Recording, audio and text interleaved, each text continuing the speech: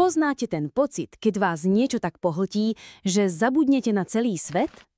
Presne tak som sa ponorila do tvorby videí. Dni a noci pri počítači. Úplné ponorenie do tvorivého prúdu, keď čas jednoducho prestane existovať.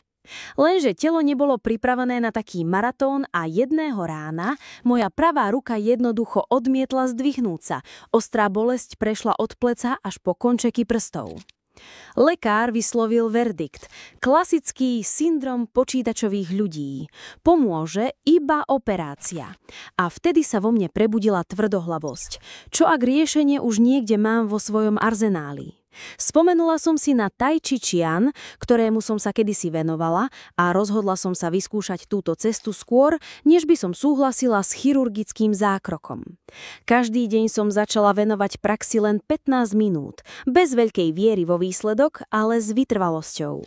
Tieto pomalé, plynulé pohyby sa zdali také jednoduché, ale po mesiacoch pravidelného cvičenia som cítila, ako bolesť postupne ustupuje, ako ruka znovu získava pohyblivosť, ako si telo spomína na svoju prirodzenú harmóniu.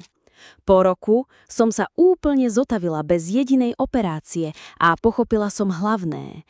Nástroj funguje iba vtedy, keď ho skutočne používame.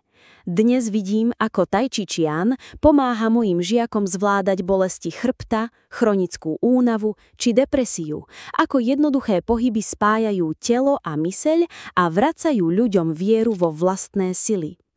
Tie najsilnejšie zmeny často prichádzajú cez tie najjednoduchšie veci, ak ich neodkladáme, ale začneme ich používať hneď teraz. Mimochodom, v septembri sme spustili novú skupinu pre začiatočníkov a prvá hodina je úplne zdarma. Príďte si vyskúšať túto úžasnú prax na vlastnej koži.